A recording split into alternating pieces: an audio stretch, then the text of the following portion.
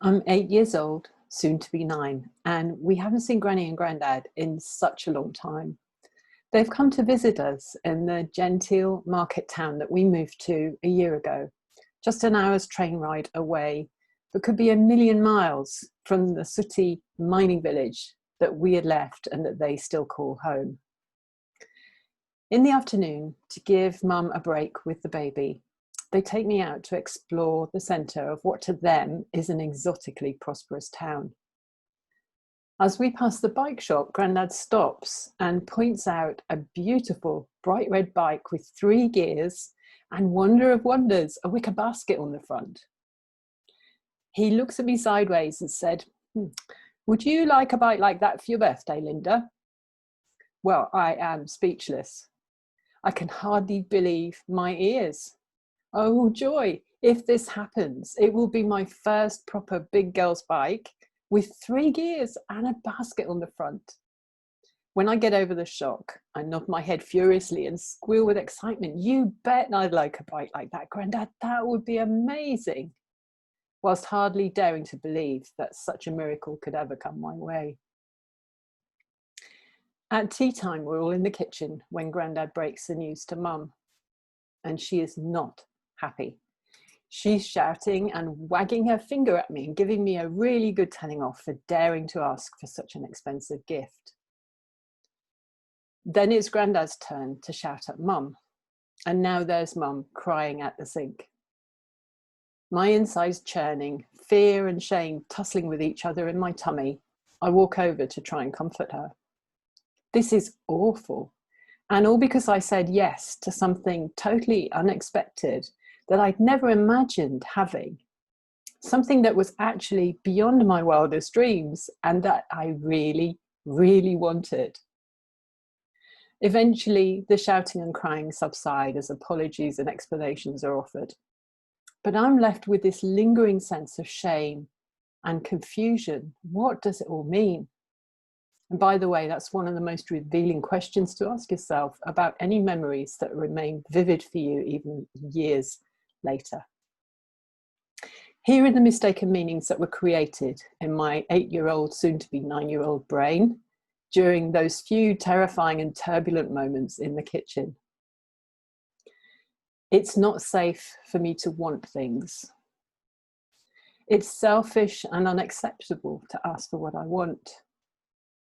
Other people get angry or even hurt if I ask for and get what I want. It's not safe to experience the joy of receiving good things, especially when they arrive unasked for, unexpectedly.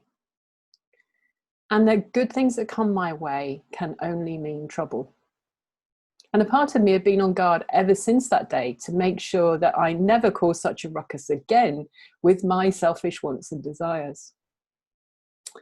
Did this restrict my openness to receiving, especially when it came to receiving the unexpected? And did it affect how I showed up in my adult life and in my business? Absolutely it did. A part of me became frozen in a very narrow tunnel, focusing on the few things I believed I could control, whilst desperately trying to make things happen, and at the same time constantly afraid that they wouldn't work out. All of this was exhausting and cut me off from the flow of abundance and from any chance of receiving the unexpected because, well, I just wasn't open to it. The door was firmly shut and there was nobody home. And how about you? Are you completely open and ready to receive all the good that the universe has in store for you? Or might there be a part of you that's on guard, fearing that good things may bring unintended consequences? We really don't know what we don't know about ourselves until we do some exploring and some inner work to find out. So here are just a few of the common signs that you might be secretly blocking the flow of good things into your life. Feelings of guilt when you receive a gift, saying, "Oh, you shouldn't have," to the giver, rather than graciously thanking them and allowing them the pleasure of giving to you. Same thing when it comes to compliments, brushing them off with, "Oh, this old thing, I've had it years." Manifesting a big unexpected expense just when you seem to be getting ahead financially.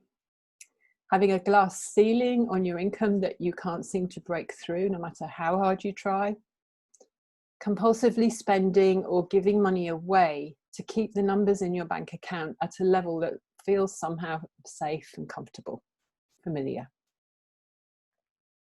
Those are just some of the symptoms. So if my story triggered any relevant memories for you, please do share in the comments below. We'd love to hear your stories too. Such memories are really fertile ground for healing and reframing some of the mistaken meanings from an older, wiser perspective. So you can show up in the world fearlessly as who you really are, who you came here to be. And if you'd like some help identifying your stories and the mistaken meanings that often go with them, click the link below to request one of the limited number of free discovery sessions I offer each month, and let's do some exploring together. It's a completely free, no obligation session, so you've got nothing to lose but your blocks. This is Linda Anderson of tapintoyoursuccess.co.uk. Looking forward to hearing your stories, and I'll see you on another video. Bye for now.